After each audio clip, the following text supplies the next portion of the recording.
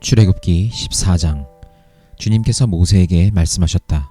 너는 이스라엘 자손에게 말하여 오던 길로 되돌아가서 믹돌과 바다 사이에 비하히롯 앞 곧 바알스본 맞은쪽 바닷가에 장막을 치라고 하여라. 그러면 바로는 이스라엘 자손이 막막한 광야에 갇혀서 아직 이 땅을 헤매고 있을 것이라고 생각할 것이다. 내가 바로의 고집을 꺾지 않고 그대로 둘 것이니 그가 너희를 뒤쫓아 올 것이다. 그러나 나는 바로와 그 군대를 물리침으로써 나의 영광을 드러낼 것이니 이집트 사람들이 이것을 보고 내가 주님임을 알게 될 것이다. 이스라엘 자손은 모세가 시키는 대로 하였다. 이스라엘 백성이 도망쳤다는 소식이 이집트의 왕의 귀에 들어갔다. 그러자 바로와 그의 신하들은 이 백성에 대한 생각을 바꾸었다. 우리에게 종살이하던 이스라엘 백성을 이렇게 풀어주어 놓아 보내다니 어쩌자고 이렇게 하였는가 하고 후회하였다. 바로는 병거를 갖추고 그의 군대를 이끌고 나섰다. 그는 특수병거 600대로 편성된 정예부대와 장교들이 지휘하는 이집트 병거부대를 모두 이끌고 나섰다. 주님께서 이집트의 왕 바로의 마음을 고집스럽게 하시니 바로가 주님의 보호를 받으면서 당당하게 나가고 있는 이스라엘 자손을 뒤쫓았다. 마침내 바로의 모든 병거와 기마와 그의 기병과 보병으로 구성된 이집트 군대가 이스라엘 백성을 추격하여 그들이 진을 치고 있는 비하히롯 근처 바알스본 맞은쪽 바닷가에 이르렀다. 바로가 다가오고 있었다. 이스라엘 자손이 고개를 들고 보니 이집트 사람들이 그들을 추격하여 오고 있었다. 이스라엘 자손은 크게 두려워하며 주님께 부르짖었다. 그들은 모세를 원망하며 말하였다. 이집트에는 묘자리가 없어서 우리를 이 광야에다 끌어내어 죽이려는 것입니까? 우리를 이집트에서 끌어내어 여기서 이런 일을 당하게 하다니 왜 우리를 이렇게 만드십니까? 이집트에 있을 때에 우리가 이미 당신에게 말하지 않았습니까? 광야에 나가서 죽는 것보다 이집트 사람을 섬기는 것이 더 나으니 우리가 이집트 사람을 섬기게 그대로 내버려 두라고 하지 않았습니까? 모세가 백성에게 대답하였다. 두려워하지 마십시오. 당신들은 가만히 서서 주님께서 오늘 당신들을 어떻게 구원하시는지 지켜보기만 하십시오. 당신들이 오늘 보는 이 이집트 사람을 다시는 볼 수 없을 것입니다. 주님께서 당신들을 구하여 주시려고 싸우실 것이니 당신들은 진정하십시오. 주님께서 모세에게 말씀하셨다. 너는 왜 부르짖느냐? 너는 이스라엘 자손에게 명하여 앞으로 나아가게 하여라.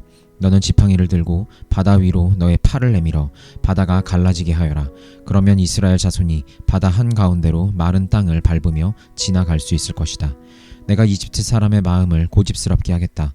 그들이 너희를 뒤쫓을 것이다. 그러나 나는 바로와 그의 모든 군대와 병거와 기병들을 전멸시켜서 나의 영광을 드러내겠다. 내가 바로와 그의 병거와 기병들을 물리치고서 나의 영광을 드러낼 때에 이집트 사람은 비로소 내가 주님임을 알게 될 것이다. 이스라엘 진 앞을 인도하는 하나님의 천사가 진 뒤로 옮겨가자 진 앞에 있던 구름 기둥도 진 뒤로 옮겨가서 이집트 진과 이스라엘 진 사이를 가로막고 섰다. 그 구름이 이집트 사람들이 있는 쪽은 어둡게 하고 이스라엘 사람들이 있는 쪽은 환하게 밝혀주었으므로 밤새도록 양쪽이 서로 가까이 갈 수 없었다. 모세가 바다 위로 팔을 내밀었다. 주님께서 밤새도록 강한 동풍으로 바닷물을 뒤로 밀어내시니 바다가 말라서 바닥이 드러났다. 바닷물이 갈라지고 이스라엘 자손은 바다 한가운데로 마른 땅을 밟으며 지나갔다. 물이 좌우에서 그들을 가리는 벽이 되었다. 뒤이어 이집트 사람들이 쫓아왔다. 바로의 말과 병거와 기병이 모두 이스라엘 백성의 뒤를 쫓아 바다 한가운데로 들어왔다. 새벽녘이 되어 주님께서 불기둥과 구름기둥에서 이집트 진을 내려다보시고 이집트 진을 혼란 속에 빠뜨리셨다. 주님께서 병거의 바퀴를 벗기셔서 전진하기 어렵게 만드시니 이집트 사람들은 이스라엘 사람들을 쫓지 말고 되돌아가자 그들의 주가 그들의 편이 되어 우리 이집트 사람과 싸운다 하고 외쳤다. 주님께서 모세에게 이르셨다. 너는 바다 위로 너의 팔을 내밀어라. 그러면 바닷물이 이집트 사람과 그 병거와 기병 쪽으로 다시 흐를 것이다. 모세가 바다 위로 팔을 내미니 새벽녘에 바닷물이 본래의 상태로 되돌아왔다. 이집트 사람들이 되돌아오는 물결에서 벗어나려고 하였으나 주님께서 이집트 사람들을 바다 한가운데 빠뜨리셨다. 이렇게 물이 다시 돌아와서 병거와 기병을 뒤덮어 버렸다. 그래서 이스라엘 백성의 뒤를 따라 바다로 들어간 바로의 모든 군대는 하나도 살아남지 못하였다.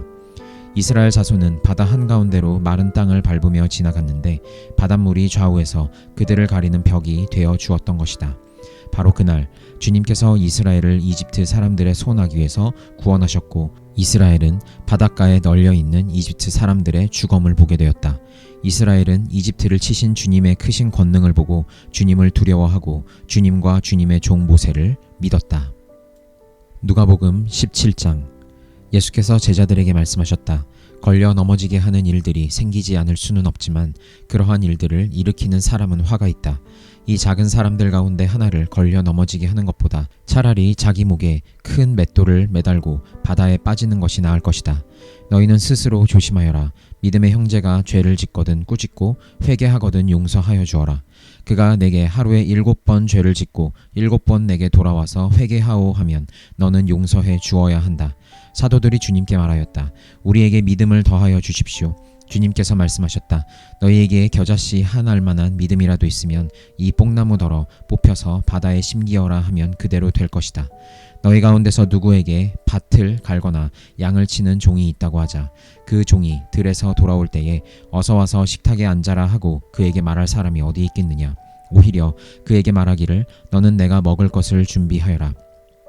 내가 먹고 마시는 동안에 너는 허리를 동이고 시중을 들어라. 그런 다음에야 먹고 마셔라 하지 않겠느냐. 이 종이 명령한 대로 하였다고 해서 주인이 그에게 고마워하겠느냐. 이와 같이 너희도 명령을 받은 대로 다 하고 나서 우리는 쓸모없는 종입니다. 우리는 마땅히 해야 할 일을 하였을 뿐입니다 하여라. 예수께서 예루살렘으로 가시는 길에 사마리아와 갈릴리 사이로 지나가시게 되었다. 예수께서 어떤 마을에 들어가시다가 나병 환자 10사람을 만나셨다. 그들은 멀찍이 멈추어 서서 소리를 높여 말하였다. 예수 선생님, 우리를 불쌍히 여겨 주십시오. 예수께서는 보시고 그들에게 말씀하셨다. 가서 제사장들에게 너희 몸을 보여라. 그런데 그들이 가는 동안에 몸이 깨끗해졌다.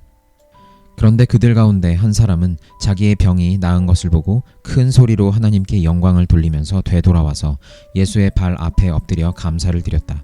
그런데 그는 사마리아 사람이었다. 그래서 예수께서 말씀하셨다. 10사람이 깨끗해지지 않았느냐? 그런데 9사람은 어디에 있느냐?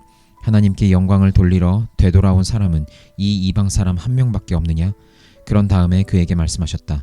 일어나서 가거라. 내 믿음이 너를 구원하였다. 바리새파 사람들이 하나님의 나라가 언제 오느냐고 물으니 예수께서 그들에게 대답을 하셨다. 하나님의 나라는 눈으로 볼 수 있는 모습으로 오지 않는다. 또 보아라 여기에 있다 또는 저기에 있다 하고 말할 수도 없다. 보아라 하나님의 나라는 너희 가운데에 있다. 그리고 제자들에게 말씀하셨다. 너희가 인자의 날들 가운데서 단 하루라도 보고 싶어 할 때가 오겠으나 보지 못할 것이다.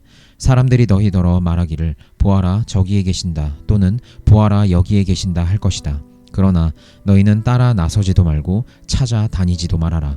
마치 번개가 하늘 이 끝에서 번쩍하여 하늘 저 끝까지 비치는 것처럼 인자도 자기의 날에 그러할 것이다. 그러나 그는 먼저 많은 고난을 겪어야 하고 이 세대에게 버림을 받아야 한다. 노아의 시대에 일이 벌어진 것과 같이 인자의 날에도 그러할 것이다. 노아가 방주에 들어가는 날까지 사람들은 먹고 마시고 장가가고 시집가고 하였는데 마침내 홍수가 나서 그들을 모두 멸망시켰다. 롯 시대에도 그와 같은 일이 벌어졌다. 사람들이 먹고 마시고 사고 팔고 나무를 심고 집을 짓고 하였는데 롯이 소돔에서 떠나던 날에 하늘에서 불과 유황이 쏟아져 내려서 그들을 모두 멸망시켰다. 인자가 나타나는 날에도 그러할 것이다. 그날에 지붕 위에 있는 사람은 자기 물건들이 집 안에 있더라도 그것들을 꺼내려고 내려가지 말아라. 또한 들에 있는 사람도 집으로 돌아가지 말아라. 롯의 아내를 기억하여라. 누구든지 자기 목숨을 보존하려고 애쓰는 사람은 잃을 것이요 목숨을 잃는 사람은 보존할 것이다. 내가 너희에게 말한다. 그날 밤에 두 사람이 한 잠자리에 누워 있을 터이나 한 사람은 데려가고 다른 한 사람은 버려둘 것이다. 또 두 여자가 함께 맷돌질을 하고 있을 터이나 한 사람은 데려가고 한 사람은 버려둘 것이다. 제자들이 예수께 말하였다. 주님, 어디에서 그런 일이 일어나겠습니까? 예수께서 그들에게 말씀하셨다. 주검이 있는 곳에는 또한 독수리들이 모여들 것이다. 욥기 32장. 욥이 끝내 자기가 옳다고 주장하므로 이 세 사람은 욥을 설득하려고 하던 노력을 그만두었다. 욥이 이렇게 자기가 옳다고 주장하면서 모든 잘못을 하나님께 돌림으로 옆에 서서 듣기만 하던 엘리후라는 사람은 듣다 못하여 분을 더 이상 참지 못하고 화를 냈다. 엘리후는 람 족속에 속하는 부스 사람 바라겔의 아들이다. 엘리후는 또 욥의 세 친구에게도 화를 냈다. 그 세 친구는 욥을 정죄하려고만 했지 욥이 하는 말에 변변한 대답을 하지 못하였기 때문이다.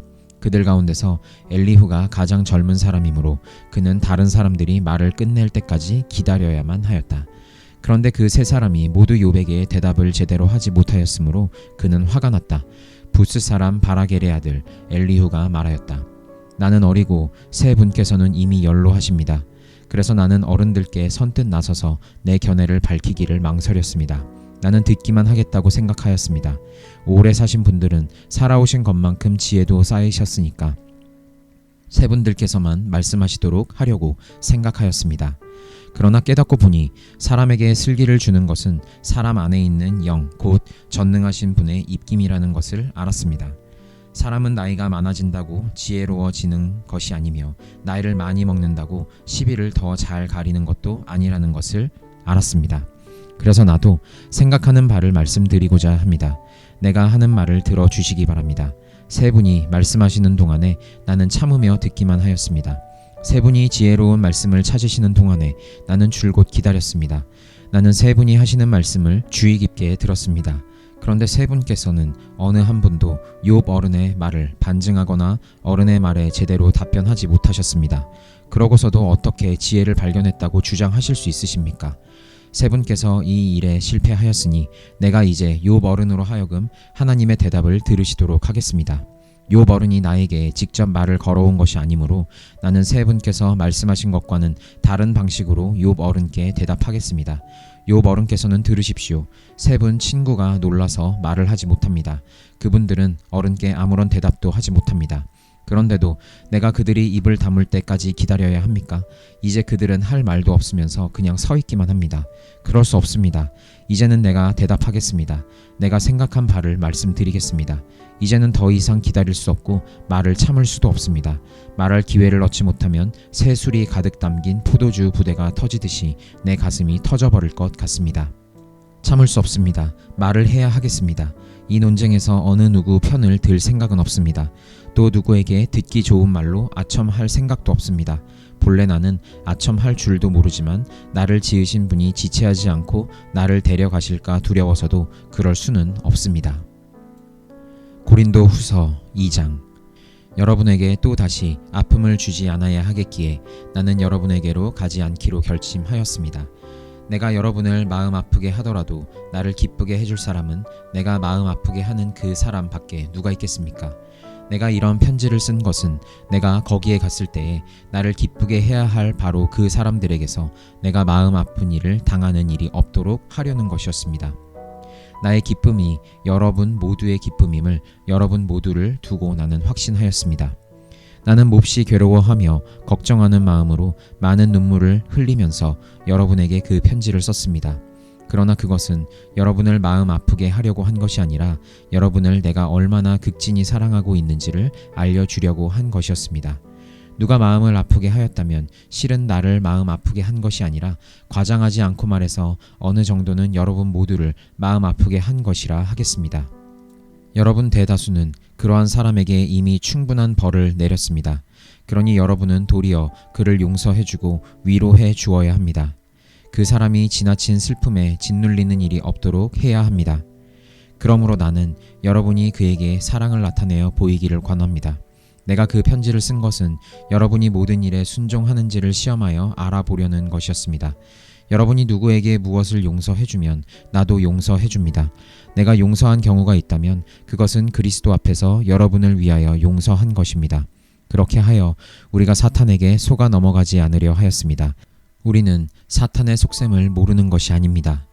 내가 그리스도의 복음을 전하려고 드로아에 갔을 때에 주님께서 내게 거기에서 일할 수 있는 길을 열어주셨습니다. 그러나 나는 내 형제 디도를 만나지 못하여 마음이 편하지 않아서 그들과 작별하고 마케도니아로 갔습니다. 그러나 그리스도의 개선 행렬에 언제나 우리를 참가시키시고 그리스도를 아는 지식의 향기를 어디에서나 우리를 통하여 풍기게 하시는 하나님께 감사를 드립니다. 우리는 구원을 얻는 사람들 가운데서나 멸망을 당하는 사람들 가운데서나 하나님께 바치는 그리스도의 향기입니다. 그러나 멸망을 당하는 사람들에게는 죽음에 이르게 하는 죽음의 냄새가 되고 구원을 얻는 사람들에게는 생명에 이르게 하는 생명의 향기가 됩니다. 이런 일을 누가 감당할 수 있겠습니까? 우리는 저 많은 사람들처럼 하나님의 말씀을 팔아서 먹고 살아가는 장사꾼이 아닙니다. 우리는 하나님께서 보내신 일꾼답게 진실한 마음으로 일하는 사람들입니다. 우리는 하나님이 보시는 앞에서 그리스도 안에서 말하는 것입니다.